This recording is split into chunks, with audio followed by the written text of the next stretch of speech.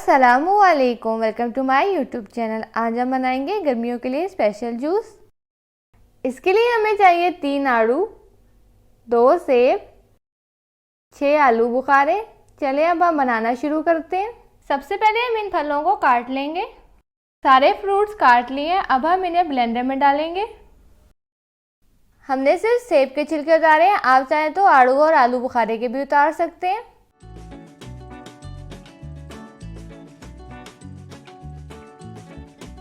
और अब हम इसमें 1.5 खाने का चमचा चीनी डालेंगे। चीनी आप अपने टेस्ट के हिसाब से ऊपर नीचे कर सकते हैं।